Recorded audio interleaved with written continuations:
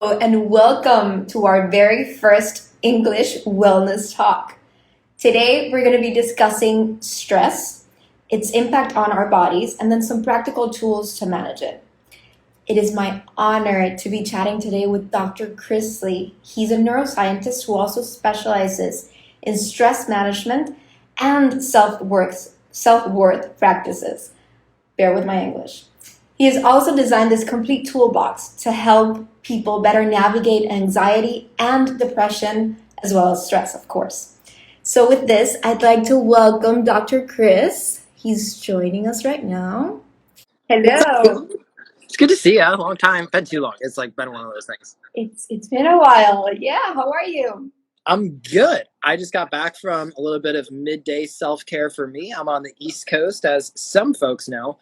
Um, but yeah, I've been up and ripping. So midday, I go for a walk to kind of reset myself. So I just got back, so I'm refreshed and ready to go. That's amazing. That sounds ideal. That's a great way to start this talk, so stress-free. Yes, I have zero stress. I'm completely stress free. Yeah, that's exactly, yes, absolutely. No, it's not.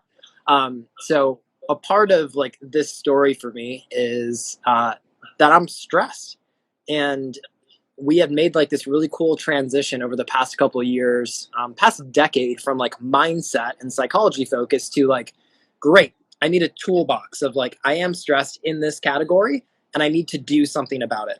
Right. And neuroscience has obviously been such an exceptional tool, which is one of the reasons that I love supporting you guys and the efforts that you're doing for corporations and teams and all of those things to provide accurate science-based tools for self-management and self-regulation. So I try to practice what I preach as much as I possibly can. That's perfect. Yeah, taking care of myself and trying to de-stress my system is a part of that. Definitely. That's the only way. We have to practice what we preach, right? And then teach from the learning that we've already kind of experimented. So this is stress is like the I don't know, one of the most relevant topics of modern society. I feel like most people are stressed for one reason or the other.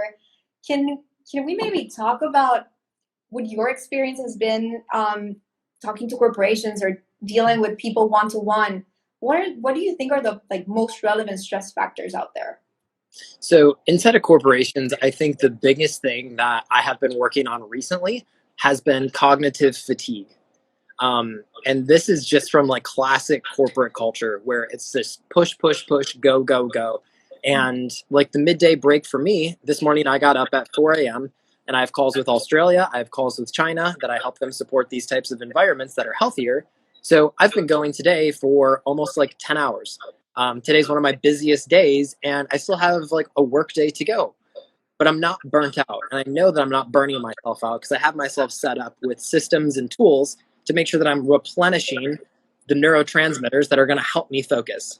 So focus is a mechanism of the frontal cortex. And for the sake of this conversation, we're just going to say that focus has a direct correlation to willpower as well. So willpower is doing the hard thing, saying the hard thing, being able to say no when the easy thing is available. So doing the hard thing when the easy thing is available. And what we've learned about focus and what we've learned about willpower over the past couple of years is that it's a limited resource. Every single day, you only get so much of it. And the true high performers out there and the people that don't have cognitive fatigue, that understand their stress systems, are the people that have the capacity to narrow their focus so that they're not doing multiple things at one time and they protect that focus so well. But they also know how to replenish it with like breaks and systems. Like for myself, like going for like a 30-minute walk and talking with a friend today. Those are one of those tools that helps me rekindle my focus and not refill it to the top, but put enough in there that I can continue with the rest of my day. So the biggest thing has been cognitive fatigue. And cognitive fatigue can show up in a plethora of different ways. The most common way that I see it show up is people just having the inability to be decisive. Right? So if we think of true high performers, there is no limbo of choice, right? It's yes or no, and they make it on the spot and ready to go. But if you don't have the capacity to use neuroanatomy or your frontal cortex because you're stressed and your frontal cortex helps you be decisive, stress, that's one of the first things that it turns off is your ability to decide. Well, now you're stuck in this limbo of should I do this or should I do that? And then you have to go and rationalize and go through. So helping be more decisive and have systems for focus and defocusing and having containers for specific amounts of time, that's been the biggest thing that I've been working with people with, is just better understanding how to harness that focus, how to use these tools, and how to say no to other people trying to steal your time, focus, and willpower. So at the end of the day, you can still do the hard thing. So it seems like it's about organization. So the more Yes. or the better organized you are, and the better habits you kind of develop after you created your boxes and your routine, is going to help you thrive, basically. Yeah, 200%. And it seems like so simple, but I work in the 4 buckets of self regulation and stress. So, one is physical. This is sleep, diet, exercise. The second one is mental. And mental is all about giving your mind and the thoughts that run on there a space for certainty. Because when there's uncertainty, your brain runs because it's going to practice for stress. Then there's emotional. And this has to do with somatics, unpacking trauma, creating bodily safety, connection. And the last one is social, which builds into communication and the people that you surround yourself with. But that mental one is so big inside of there because the number one trigger for anxiety is lack of predictability. So if you don't have predictions or certainty in your future, it's playing like the game of like flinch twice. So I have an older brother. I love him dearly. His name's Nick. He went on to go like study addictionology, and I went in more into neuroscience. But he used to beat the ever loving crap out of me when we were young. And one of those games that we used to play, and every older sibling here knows this, your older sibling punches you in the shoulder and it hurts. And then, yeah, I know, so professional. And then they go to punch you I'm the again. other sibling. I can relate to that. Yeah, and they flinch, right? And then it's 2 for flinching, right? So every time that you don't have predictions, it's 2 for flinching because your nervous system knows that there's pain in uncertainty, so it lives in that psychological flinch. Mentally, that flinch is rumination. That's your thoughts going over and over and over again, practicing over and over again. So this is why having containers and organizations and schedules is like one of the best tools for my people that have like chronic anxiety. It's just giving yourself those predictive models. Now, is it going to fix it in a day? No. Did your anxiety come up in one day? Unless you've had a macro trigger? No. So we're going to do this the same way that I want bigger biceps and I go to the gym. I'm going to do curls. But I don't get bigger biceps in one day. Over time, I build that strength. And it's the same thing with your brain. It's not a muscle. It's a wet computer that has the capacity to rewire itself based on behaviors. But that's the thing, is your brain rewires and regulates based on behaviors, not on thoughts alone. So this is the common thing that we talk about, mood follows action. The more that you can drive behaviors and habits, the faster your nervous system will self-regulate. And I feel that all this you've mentioned has to do also with it also has to do with kindness towards ourselves or self-compassion. Because Yeah. I mean, we have a goal. We see where we want to be. We want it for yesterday, as you mentioned, but it needs practice. It needs time. It's just kind of recognizing that and giving ourselves space to work through whatever junk is in there, Yeah. and organize it and be there when we're going to be there, whenever it is. So Yeah. it's a lot of internal work. It's a lot of self-knowledge. And I imagine that's where the self-worth part comes from your specialty. Yeah. Yeah. So this is one of those things like they teach you economics, math, trigonometry, history, Yeah. but like, what about like how to love myself or like give myself grace for like when I mess up? Because like the default out of the box, just like everybody has an iPhone or a phone, has a calculator on it, but you could do so much more. Grief, shame, and like self-loathing would be using a smartphone as a calculator instead of like everything that else it can. And that's the default mode of it. So when we're not gentle on ourselves, the first thing that comes up is, oh, I'm a failure. I'm not good at this. Self-pity, all of those stories start to come up. But like, where was the class on how to love yourself? I know that I didn't get that until I realized how much I didn't really like myself in the silence of my own thoughts. So when I actually got quiet and just started to listen, I was like, man, it is a dumpster fire in here. Like, I say that I like myself and like, but do I really? And the answer to that like was no. So like through the chaos of my life of like completing my education, starting a business, being a single parent, all before I was 25, the story that was constantly running in the back that was setting the emotional tone of my day was that I wasn't good enough, that I need to do more in order to be validated. I needed to like go and go and go. So self-loathing and like perfectionism was like my baseline tendency, which didn't serve me at all. So And it's a tricky kind of thing because you start in that self-loathing trap in which you have to be doing and doing and doing, and you start losing that time that you just took, like the 30-minute walk to kind of unwind and have a fresh start. That's So exactly it. Yeah. So if we poll the 100 people that are hanging out with us right now and we just ask them, define love, we're going to get 100 different answers, right? So the thing with this is learning to love yourself is totally different, right? So like when it comes to like self-worth, self-regulation and stress management builds the environment for your self-love to grow. But how that grows is totally up to you. So watching that flourish in other people that start to manage their stress, it's amazing to witness because some people learn that they love to sing. Some people learn that they love to dance or paint or just do the most amazing things. I work with one of the highest performers that had a startup in 2010 and has scaled it to almost like $100 million. And if you look at this guy, $40,000 Rolex, three-piece suit, all of these different things, the guy loves to sing. Like you would never imagine, but this guy loves to go sing. So he took like all of these lessons and like learned how to do this. And now he's starting to paint and like all of these things. That's how he learned to love himself. And it's just so crazy. Like you think like, oh, I'm going to take time to like go golf, or like, I'm going to go to the yacht club. And this guy like goes to church and he sings in like the choir and things like that. So how those things like bloom and manifest, I don't know what that is. For myself, it's going for walks. It's learning to like be gentle with myself. It's like taking time for like a single latte by myself and listening to music at my favorite coffee shop. It's like laughing with a friend. It's watching Rick and Morty by myself. Like whatever that may be for you, it's those small moments that you're proving to yourself that you actually love yourself. Because it's easy. I can say I love myself. And then the rest of the day is me doing self-loathing behavior, self-sabotage. But when I follow that through with I love me and here's what I'm willing to do for me, now it's so real. Now it's genuine. It's like that genuine authenticity that comes with that. That's where I can see and look into somebody's eyes and say, oh, you're learning to love yourself. And it's hard, but I'm watching you do it. Those are some of my favorite moments in the work that I do. that's so rewarding when you see a friend, a customer, a client, someone that you've seen their journey evolve, and that is amazing. Finding those moments to connect with your essence, to connect with that peace that's inside of us, are rare in our, I don't know, fast-paced world, but are totally necessary. Yeah. I think it makes the difference from waking up in the morning tired and I don't know, just dragging the sheets, going to work. Like from it makes the difference of the world not weighing on your shoulders anymore, to finding motivation, to connecting with passion, connecting with drive. And it's a whole different sensation when you It absolutely is. are doing the things you love.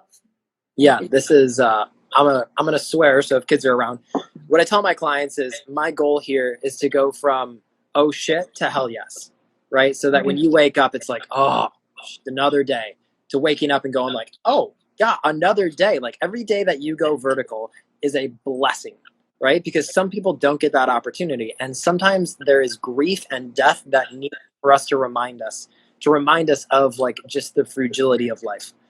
And we woke up today. We get to jam. We get to talk. I get to sip my beautifully cold coffee that was hot, I'm sure, at 4 a.m. this morning.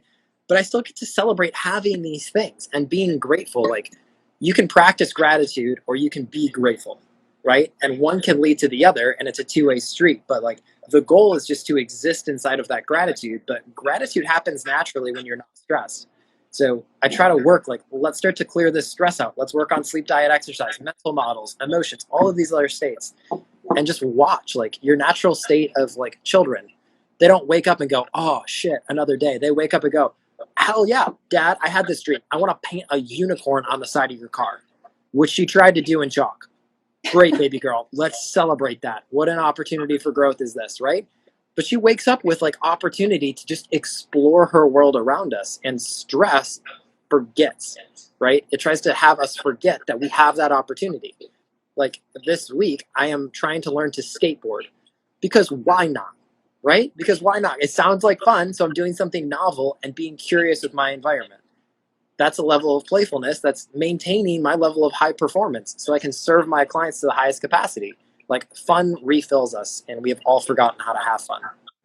I think that finding those spaces of fun, as you say, help us kind of reconnect with the joy of life. O sea, life is not surviving, it's about living. And it is, as you said, it's an opportunity. But I want to rescue what you mentioned about gratitude. For Yeah. someone that doesn't have a practice of gratitude, and there's many approaches out there, I want to kind of have your take on how do you start a gratitude practice? Do you believe in the fake it till you make it and just start by saying, okay, I'm grateful for waking up today, for having like a nice warm bed, for having eyes that can see? How would you do it? Yeah. So I think the fake it till you make it for some folks holds utility. But words in terms of like rewiring the nervous system have such low impact, right? Because like we talk all day. So like the fact that we finally like turn this into like, I'm so grateful for like the trees outside. Like there's no like emotional association to like that tree at all, right? So it has to be something real. So for folks, what I recommend is busting out the pen and writing things down. And I'll give everybody like the very simple system that I do, and then we'll go into kind of like more like emotional intelligence behavior based tool. So every single day I wake up and I do something called the big exercise, BIG. The B stands for what do I believe in the world today, right? So I'm setting an internal tone for how I want to see the external world. So today I woke up and I knew that I was going to have a busy day. So today I said the world's going to show me opportunities to be playful, excited, and educate people about themselves. And awesome. Guess what my nervous system finds, right? The opportunities to have some of those things. Awesome. So that part is set. Now I work on my internal structure. So the I stands for intention. How do I want to participate in that? Today, I want to be curious about how I can serve my purpose. And that's what I wrote down. How can I serve my purpose today? And my purpose today was to help people understand and connect to new ideas, be novel, right? Which was another part of this. And then the G stands for gratitude. What was something I was grateful for yesterday, something I'm grateful for right now, and something I'm going to be grateful for in the future, something I'm looking forward to. And the secret to that, past, present, and future, is that I reflect so I get to use that experience twice, right? So I'm grateful that I got to have a hot meal yesterday. I got to have my favorite meal yesterday. How cool is that I have the flexibility and freedom to do that? I got to spend time with my daughter, and we had like an hour-long tickle fight. I almost peed my pants. It was crazy. And something that I'm looking forward to in the future is something that I get to create anticipation for. Healthy anticipation is a healthy agitation towards creating neuroplastic changes. And the more that I can set that tone in the future of what I'm looking forward to, the more my system anticipates happiness into that. So if I can anticipate more happiness into the future, awesome. That's what my tone expects. So instead of the out of the box, like, oh, today is like an oh shit day, my system starts to wake up and go, oh, I've been doing this practice so much that like, what do I get to look forward to? And it happens gradually. And one day you're just going to wake up and be like, oh,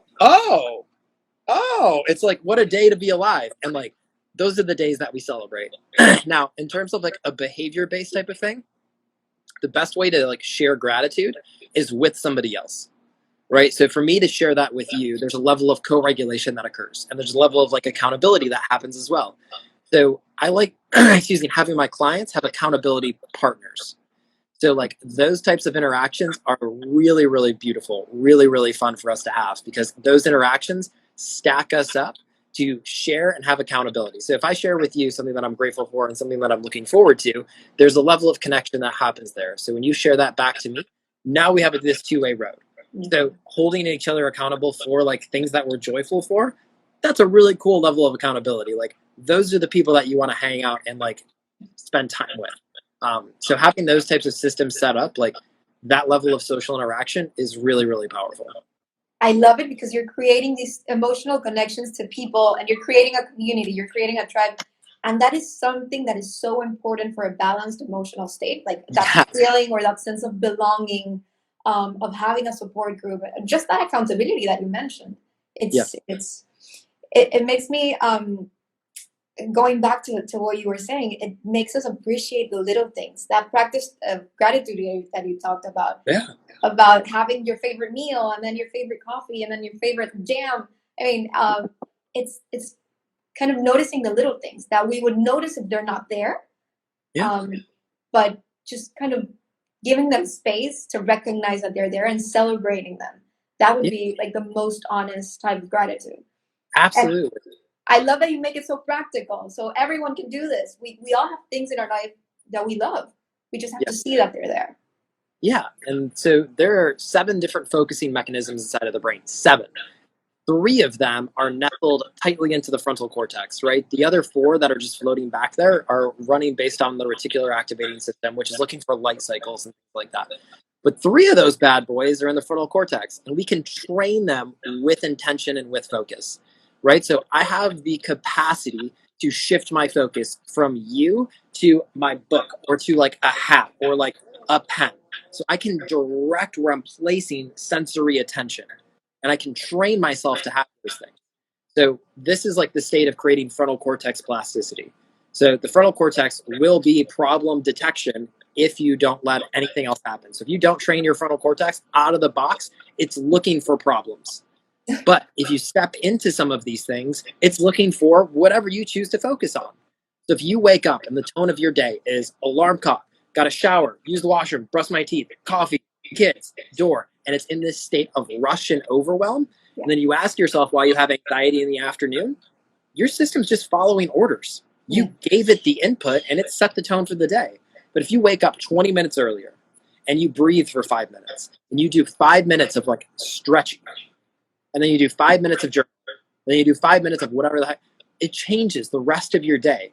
And you've proven to yourself with behaviors that you are worth investing time in. And especially for my parents out there, this is like air.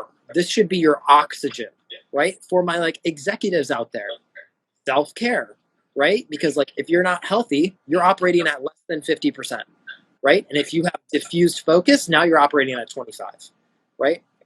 The reason you're in that CEO chair, the reason that you're the parent and the go-to is because you know how to do specific things really well. I need you to perform really well for yourself so that you can take care of others. Like I commonly say, you can't save someone from drowning from the bottom of the pool, right? So if you're drowning yourself, you can't save anybody else. Even if you have the best intentions, intentions don't stack up when it comes to like the actual stress management and self-care routines. I love that. I love that. I mean, let's dive into that. Let's talk about, I mean, it's being a parent. You're creating, you're setting the foundation of a human life, of Yes. the future adults. So Yes. whatever we're teaching them at this point in their lives, at this stage in their lives, they're going to be absorbing and mimicking and replicating, and that's going to translate into the adult that they're going to become. If we teach them to self-regulate or create this 10-minute space for ourselves each morning, share the gratitude practice with them, they're going to be integrating this into their lives. And then when they're adults, they're not going to have to learn this. They're going to be, I don't know, they're going to be at another level, Yeah. another So different, yeah. the biggest thing that I tell my parents out there, kids don't care what you say, they mirror what you do, right? Kids don't care what you say, they mirror what you do. So if your kid is like misbehaving or like doing whatever that they're doing, it is a downstream effect of their environment training them to do that. So kids are innately curious unless they have just a lot of trauma in their past. But at a baseline, they are innately curious, and that means that they are intentionally going out and finding the boundaries of social interaction.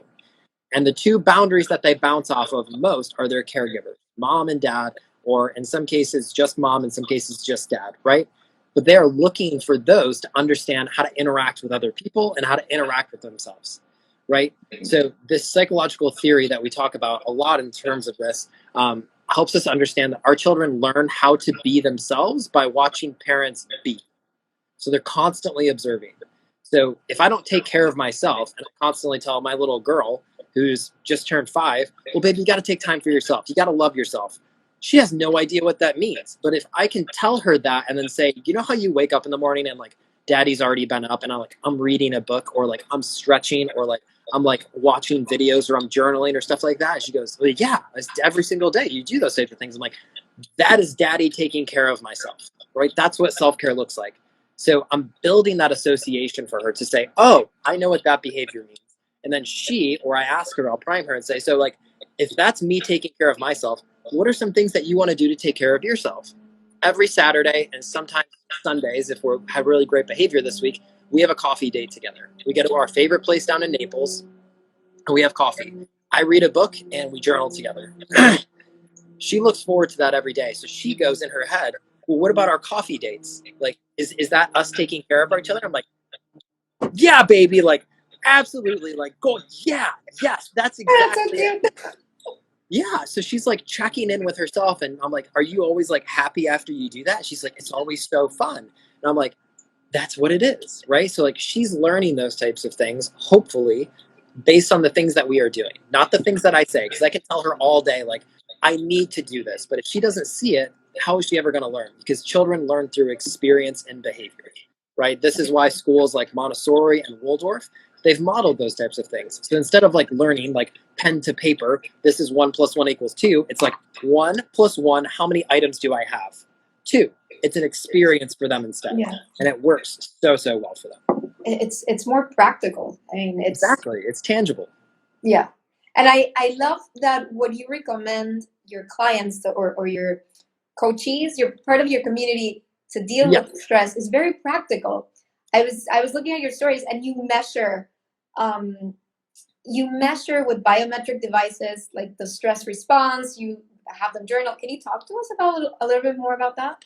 Yeah. So let me give you some like backstory and context to this. So um, I am very blessed to have the education that I have, and some people know this and some people don't. But I went to school for chiropractic, and chiropractic is very much focused on like management of like the body, right, and helping them understand that. But it's really practical. But what they really focus on is the stress response.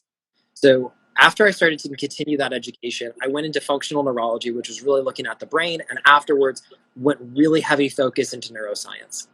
Now, all of these behaviors are really stacking up so that we can actually measure metrics of change. So this is where chiropractic has been like really cool because they are trying to like measure posture and using posture as an indicator for how well the body is adapting to stress. So as I started to move more into science and move more into emotions and trauma and all these additional things that I went on to study after school, I started to realize that psychology and counseling and therapy were very subjective, right? Which meant that it was totally up to your interpretation of your progress. I'm a scientist at my core, biology, biochemistry, school, neuroscience. Like I want numbers to this. So I started to ask myself, well, how can we start to measure the areas of psychology that we actually want? Happiness, joy, peace, love, prosperity, abundance. But those are subjective. So what is something objective that I know is going to curate that environment for people to better understand that they have the environment to love themselves?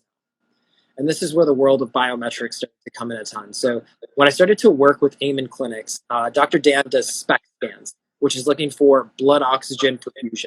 So it's taking a topical look at the brain and how well like blood flow is going. So where the blood flow is going, there's activation of that neural area, and he uses that to better understand psychology and all of these different aspects. But that's not practical and it's not functional for everyone.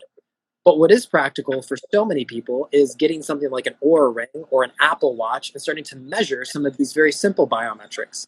So now I have very subjective data that allows me to build trends to look to see if my behaviors are actually working, right? So this is the biggest thing that I really love out of this work is you can't lie about 1 + 1 always equaling 2, right? So not only can we work with stress management, but inside of this, we can also start to look at this behavior isn't working, right? So I work with another CEO who has ADHD.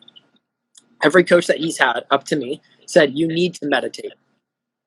He's got ADHD. Right? If I sit him down to meditate, it's a death sentence. So when we ran our first biometric scan on him using Oura Ring, his like resting heart rate during meditation, it's supposed to go down for anybody that doesn't know, right? And your HRV score is supposed to go up. Your skin temperature is supposed to go up as like your parasympathetic nervous system turns on.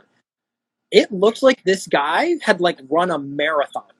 Like his resting heart rate went from like 65 to like 93. Like he's in zone 2 training. Like his resting like HRV score like dumped down to like 32 and it was at like 87. I'm like, okay, so this is why this doesn't work for you. And now we can start to say, let's build out a custom plan that's actually going to make sense, that's actually going to curate and make change.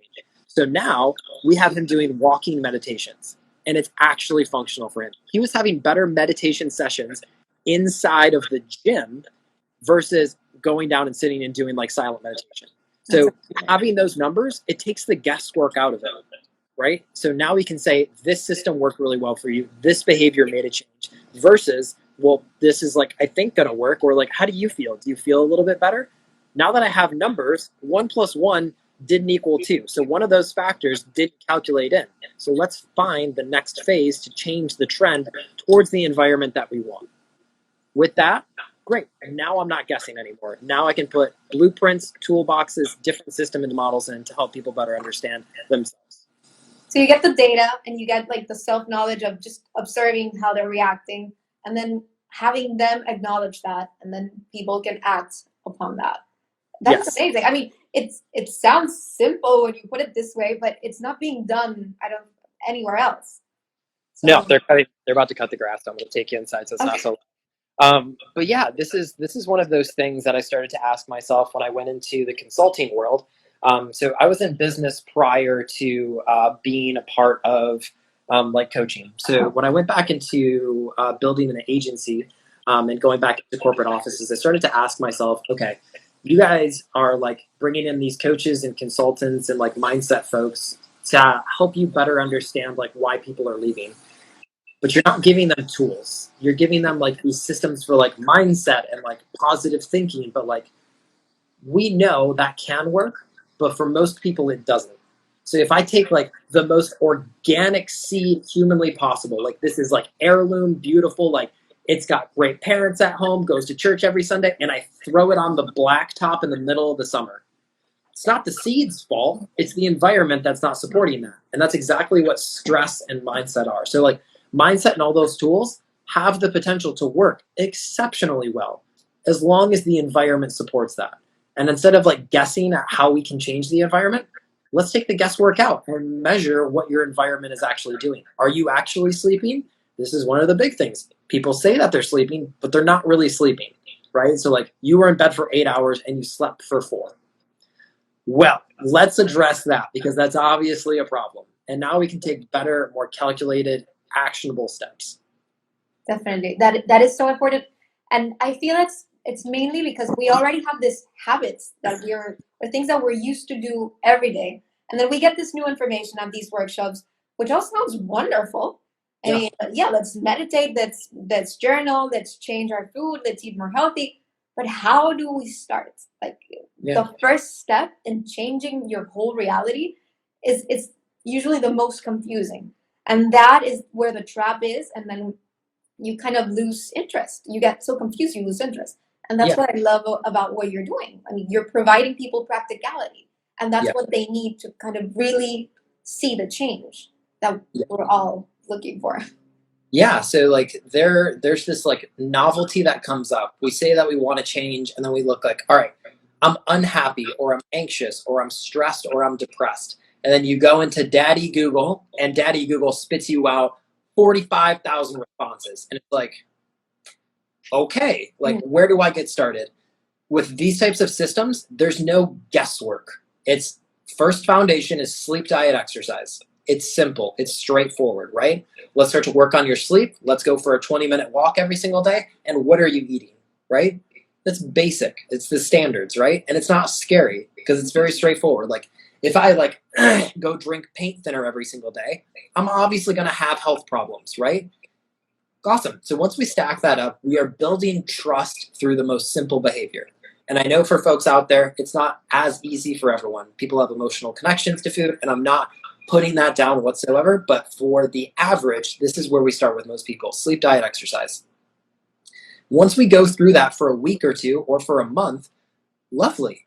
I have built-in behavioral trust. For so many people, they just like, oh, I lack the accountability. Like I start, but I never finish. Well, something like this, you feel so good changing these very simple things. You also built trust for self-accountability. So when we start to move into things that are a little bit more etheric, like starting to build mental certainty and emotional safety, well, your system knows that you can make these changes because now you've got a track history. Yeah. So now it's not like, oh, I've tried this before and it just doesn't work. Your system's like, oh, I've tried this before and oh, wait a second. I've actually, yeah, for the past 45 days, I've been sleeping better. Good for me. And along the way, if you have a solid coach, they're celebrating the ever living crap out of that, right? So like the biggest thing is like that reflective practice. Not only have you lived it, but you've celebrated it and shared it with a coach or with a community or at a retreat or whatever that is. We party together. That cements that memory in there. When you cement that in, you're taking the novel experience, anchoring it into behavior, and this is what makes very long-lasting but quick, sustainable change. It's a holistic kind of situation. Right. It's just not just one thing. It's as you said, it's sleeping, it's the food, it's the activity you're doing, it's the emotional state that you're in, and that trust that you're going to start building in yourself, or that you start building in yourself once you start showing up for yourself, once you start doing that work. I wanna open up this I don't know, conversation a little bit and talk about the negative impacts of stress.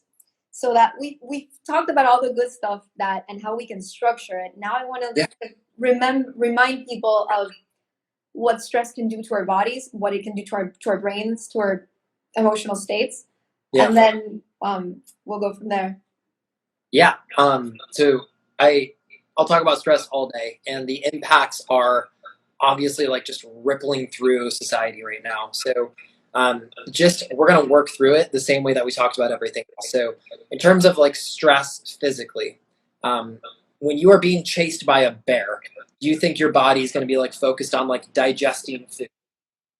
Probably not, right? And we can see this in studies. So as cortisol, epinephrine, some of these stress indicator chemicals go up in the bloodstream, our nervous system is smart. So it redirects blood focus, oxygen, and attention into the primary movers. So we have that fight, flight, freeze response. All of the blood, energy, oxygen, and nutrients are going to your primary movement muscles. Not only that, but it's creating rigidity in those muscles. So this is creating rigidity in the spinal erectors. So if you're having low back pain, could be psychological or mental stress or social stress, communication, because all of that cortisol, it's creating rigidity. Because like if you're about to get punched in the face, like are you like all like loose and floppy? No, you're tight, you're tense, Yeah. right? Your system is doing that when it gets stressed too. Do you think that that's creating like a nice, safe environment for your body to exist inside of? No. It's also taking all of the oxygen and blood and nutrients away from your gut and from your vital organs. So now your organs aren't running the best that they possibly can.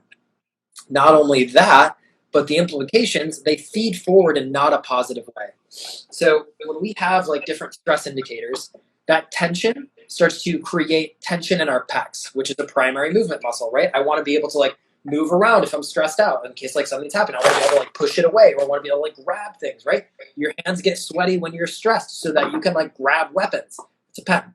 So inside of these systems, like people that have that low back pain, their shoulders start to roll in. Mm-hmm. It's from stress, right? And it could be environmental stress from like sitting down and doing this all day. Could be from just the stress of like our bodies trying to fold into the fetal position because that's safe. So all of these things start to play inside of that. The other really interesting thing that we get to talk about is that stress physically turns into stress chemically, right? So that cortisol and epinephrine has a half-life around like 4 to 5 hours for most people, which is just the amount of time for it to lose effectiveness in your body.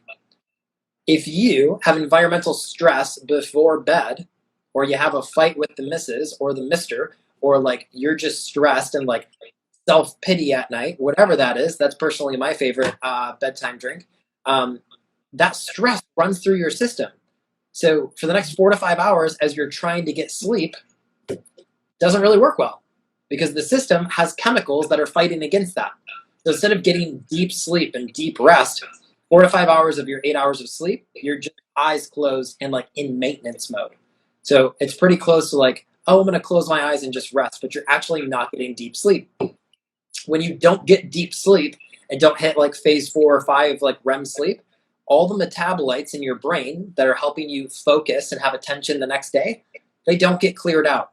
So imagine going to the gym and doing 100 bicep curls. Eventually the muscle gets fatigued and you build up lactic acid. right? That lactic acid is a byproduct of your system running out of glucose, so it's using a different energy system, so the byproduct is lactic acid.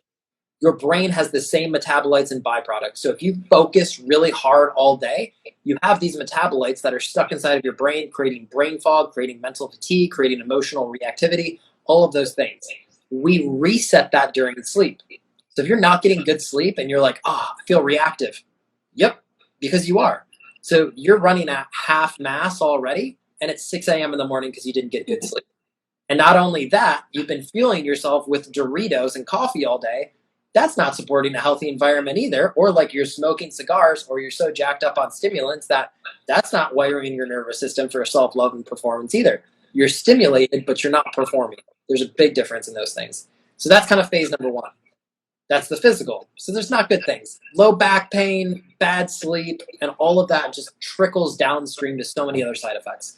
Mentally, frontal cortex is the first thing that goes offline because it's expensive to run when you get stressed out. So the frontal cortex controls executive function, willpower, and your ability to direct your focus. If that goes sleepy night, and that is like no longer available in the app store, guess what we revert to? Rumination, self-loathing, self-hate, and self-sabotage, because the system is no longer in expansive. Like, have you seen how blue that sky is? Man, what a blessing to be alive. It goes into, what was that noise? Everything is trying to kill me. Like, I'm about to die. And that automatic behavior, no matter what, is starting to rewire your nervous system for finding more stress. So the self-fulfilling prophecy of psychology starts to fill in a little bit more here. So when you're stressed, your system finds more stress. What an opportunity for growth, right? Yeah. So, and it feeds forward. So as you think about it more, for people that have gone through like very stressful legal situations or like big fights with the spouse, if I just like say the words in the right way, or you get an email or a text message from that person, you get a little bit of that like, and you feel that is a thought becoming a chemical, which is now going to replicate over and over again until the solution is solved, or until we extinguish the problem so much that we get sick. System is so great that way. So it's either take the rest or I force you. It's listen to the whispers or get the screams.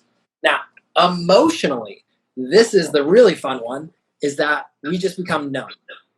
But being numb isn't having no emotion, it's having all of the emotion all at one time. So it's like walking around with like a full cup of water, and like somebody is like taps your shoulder and like you spill water on them, right? So you just emotionally dump and trauma all over that person. They're just seeing how you're doing.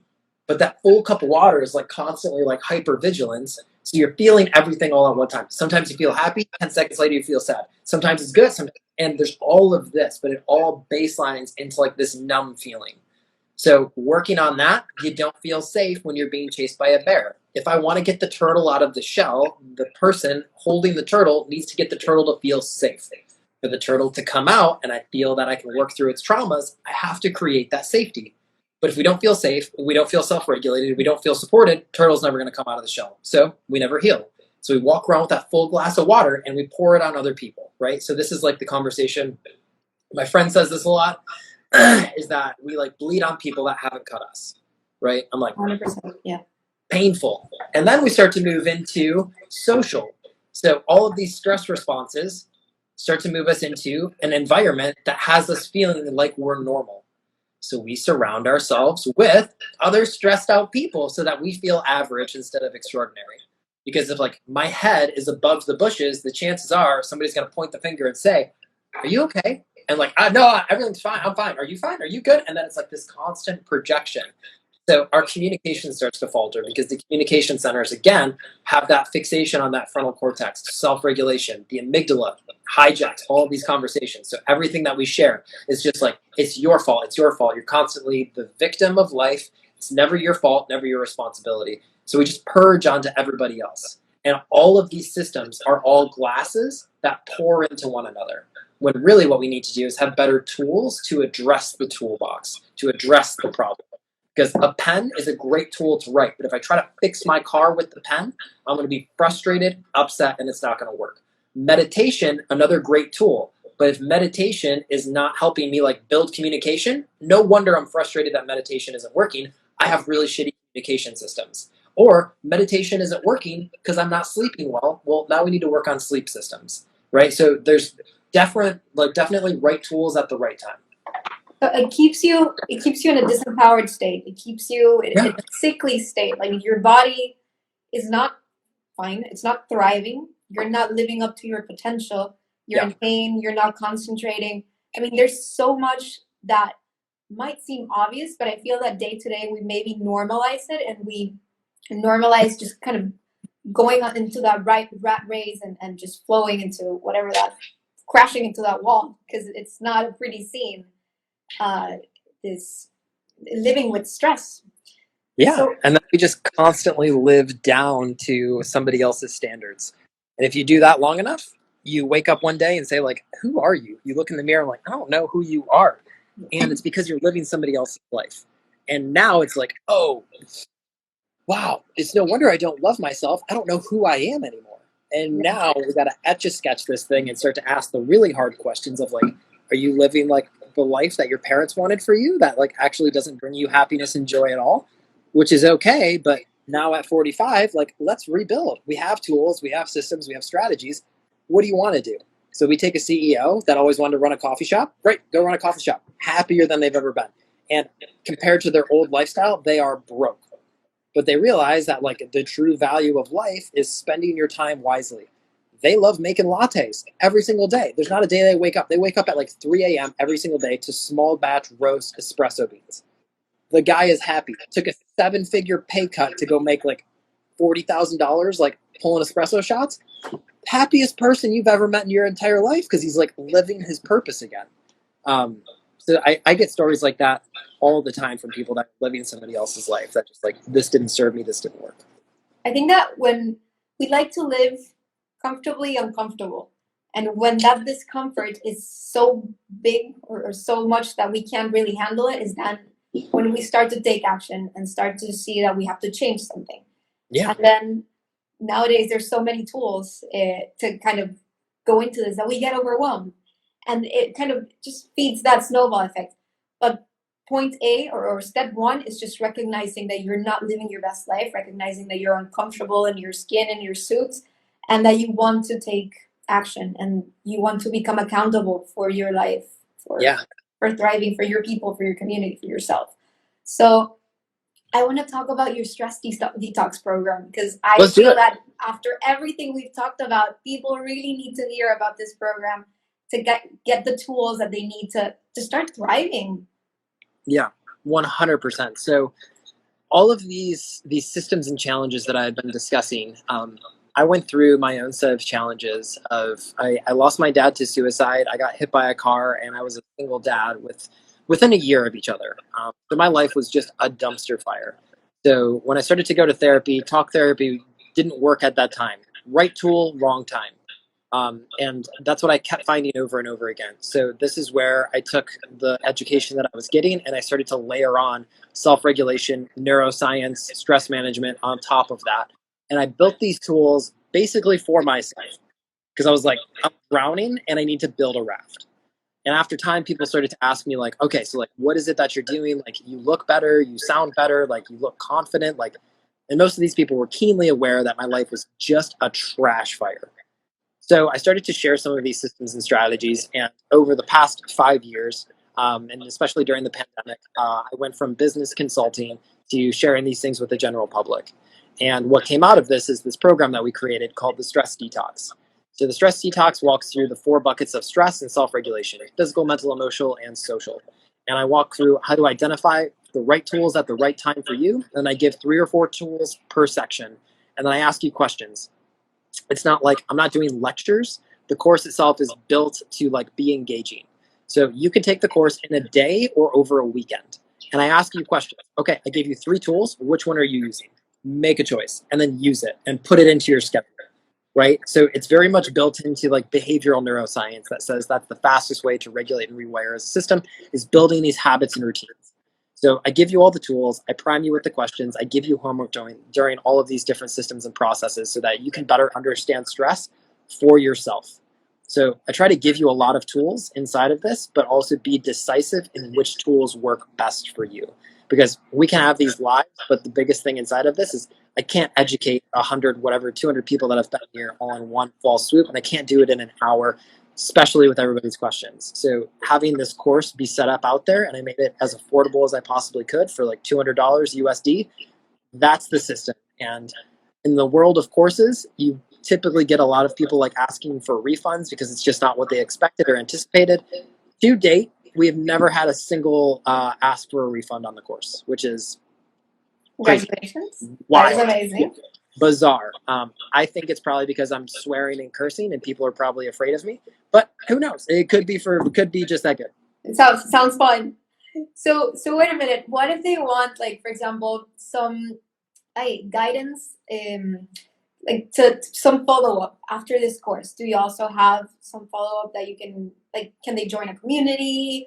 Yeah, Um, yeah. So I also built a community into the program. So I run a community called Wired for Worthy. This is a really great step forward for people that want that system for co-regulation. So every Thursday we meet and do workshops, and every Friday we have book club. So like it's a genuine community. Like we're hanging out like on Mondays. We're gonna start doing like world events like once per month. Like Tuesdays, I think we're gonna start doing like something else. Like it's a genuine like what are world events? it's basically coming through. So like when Roe v. Wade came through, everyone wants to talk about it, but there wasn't really a good unpolitical safe space to discuss it.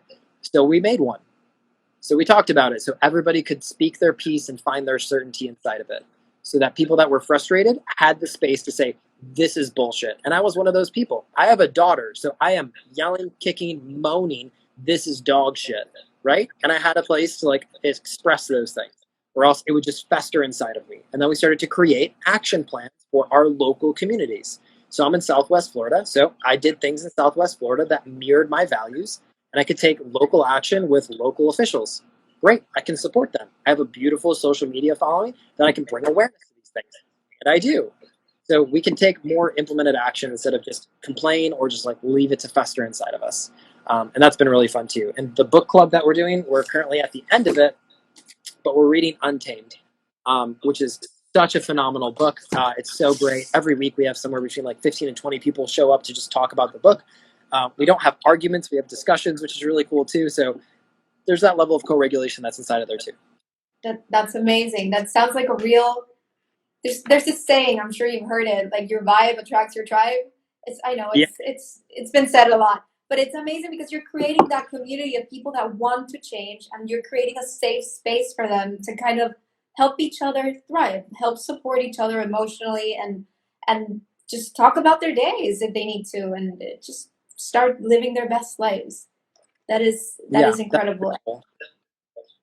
Yeah, Thank and you. that's Thank you that's for really creating that. I mean, someone has to say it. I'm sure your clients have said that before, but thank you for this because it's a true gem for the world. yeah. People really really like it, and it's like it's not like a mastermind that's like thousands of dollars. I think it's $47 a month if you just want the workshops, and then it's 97 if you want to join the book club. So it's like it's really really affordable, and the people that are inside of that, I've never had to do this because everybody's so understanding. But if anybody ever did try to like start something, we just kick them out. It's never happened to date, but like it is a very very safe space. And like the real kicker is that there's 300 hours of content there. So it's like the course is not meant to overwhelm you. It's meant to be concise and actionable. But if you want more course information and workshops, the Wired for Worthy has so much, like it would drown a whale. So like there's a lot of information in there for you to have. And then if you So want more you follow up, record everything. You record everything that's been like the chats, the talks, and everything, and then people can just access it afterwards. yeah. So on Thursdays I record the workshops and we dip out after that. So the workshops are always uploaded to the group. And then we have a group chat that's running. And I don't want to say that the group chat, because I know there's people that join this live, I don't want to say that they misbehave, but like it's a bunch of rascals in the group, right? So like it's very fun. It's not like, oh, I hope everybody's having like the most professional day either. It's like you're a smelly pirate hooker and like why did you do that? And like this is like the funniest thing that happened to me. So it's like open sharing and it's playful and it's like, it's like that family that like you always wanted but didn't know how to find. Like it's there. Sounds ideal. Sounds ideal. It's I really want to cool. kind of open the floor for questions because I see we have a couple questions. Yeah. So one of them, and it's very current, is this video recorded? And yes, you guys can rewatch it. It's going to be posted in our accounts. Also, Panama Wellness is going to be posting it to YouTube and Spotify, so you can hear it again anytime you want. And then the other question is, how do you stop permanent stress? Body is always constrained, hands clenched, breathing slowed or stopped. Great question. So like the old disclaimer here, while I am a licensed physician in some areas of the United States, I am not your primary care physician. So before you seek out this is purely educational, as this whole show has always been. However, if you're dealing with like that overwhelm and that constant stress that's going on with that, we have to start to look at like, has there been like macro traumas in your life, especially if we've gone into like this clenching and like this tightness inside there tends to be some level of like macro trauma. So there tends to be some level of abuse, neglect, either childhood, and this is where something like cognitive behavioral therapy or like rapid desensitization is really powerful. The things that you can do for yourself inside of this without a clinician is just starting to work on the physical, right? So working on proper nutrition, proper exercise, and sleep, right? So those are like the huge bases for these. Now, the other thing that I always recommend besides those three things is just finding one self-regulation strategy or tool that works well for you. So this could be something called square breathing, which is a 4-second in, 4-second hold, 4-second out, 4-second hold, and doing that for 5 minutes. And then feeling into that. Do I feel better or worse after this? I don't feel anything. Great. Let's try another tool. Let's try a 4-second in and an 8-second out. Great. And we can go through all of these different tools. So if that strategy works, awesome. Every single day, you're going to train your nervous system to associate that. So eventually, over time, you take a 4-second inhale and an 8-second exhale, and the hand will naturally unclench and you feel better. Awesome. If that didn't work, let's start talking about like using weighted blankets. Do you feel better inside of a weighted blanket that's like this heavy hug? I feel better in weighted blankets. So I have a weighted blanket literally on my outdoor like patio. So when I meditate at night, I have it in my lap because it feels good. So you can do things like that. Is it social regulation? Do you feel better when you talk with somebody? Do you feel better inside a community? Do you feel better inside of these systems? Yeah, great, awesome. You have to find time to talk to people now. So every week, I want you to find 3 people that you can talk to for 30 minutes. If you don't have those people, come join Wired for Worthy. We will yell at you for as long as you can possibly tolerate, right? And the first week is also free. I don't know if I mentioned that, but if you just want to come like tiptoe through the tulips and just try it out, first week is free. So using all of these different things is the baseline for like that standard stress. I don't care who it is or what you're doing, sleep, diet, exercise. Sleep is the basis for these things, right? And then after that, find one tool and just schedule it. So if it's breathing, great. If it's walking, great. If you feel better when you stretch your hamstrings, great. But focus on that single thing and place it into your life. Amazing. That is amazing. Biggest thing is like simple. Keep it simple. So simple. It's like KISS, right? Keep it simple, sexy. Like just continue to hammer down on those things. That's amazing. We have one more question. Yeah. Is a hard workout before bed a good way to stop the night rumination for better sleep? No. So hard workout before bed, if you're doing a Tabata like an hour or two before bed, the like general rule is like Tabata 4 to 5 hours before bed.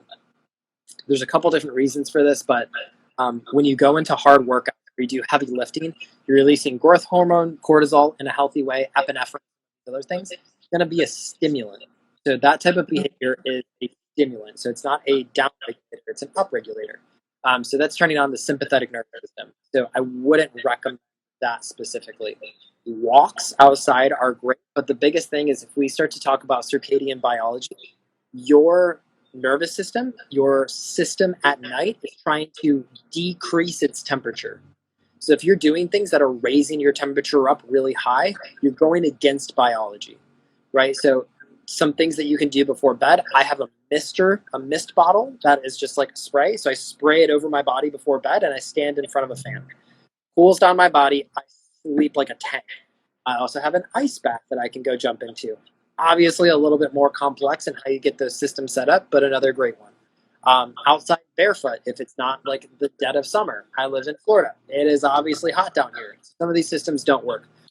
Ice, like in your face before bed, the trigeminal nerve that controls sensation and motor function to your face, another great one. Get a bucket of ice water and put your face in there for not an extended period of time. Don't drown yourself, but like that cold water on your face is another really great one. That's like, holy cow, I feel so relaxed when I do that. Like for me, like ice water on my face at night, like I get sleepy, like really sleepy, because I'm signaling to my brain to turn down my sympathetic system and prepare for sleep.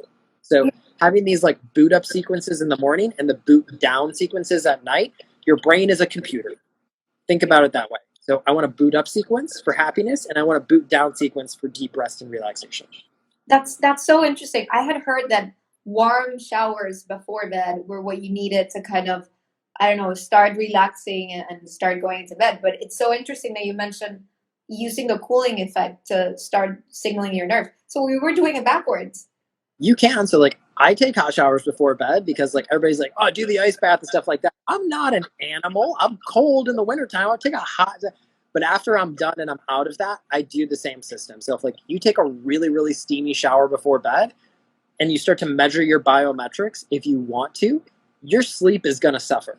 You might feel relaxed, but you're not turning on the right signals and the right chemistry. Right tool, wrong time, right? So a little ice water, a little like mister on your skin, and standing in front of a fan is really, really great for those systems too. That is so interesting. I mean, thank you so much for all your wisdom. Thank you. I feel that people, like we've all been taking so much out of this. I see people have been very engaged and kind of looking forward to hearing this again. So Yeah. thank you so much. Can you maybe leave the information on where to find the stress detox program before Yeah. we leave? Yeah. So I'll put it in my story today. If you guys want access to it, it'll be inside of my story. It's always inside of the link in my bios. And then I know there was a couple clinicians that were asking if they could refer patients that way. I just ask that they send me just like a hey, what's up message so that we might be able to like have a more healthy collaboration for like patients and stuff like that. So if that's something that anybody else is interested in, just drop me a message and we can talk shop a little bit more. Amazing. Well, thank you so, so much for your time and your wisdom. I'm happy to continue to collaborate with all our clients here at Panama Wellness and all your clients. Likewise, tell everybody down there that I said hey and I miss them and I can't wait to get back down there and say hey. For sure. All right, everyone. Have a great day. Bye, you too.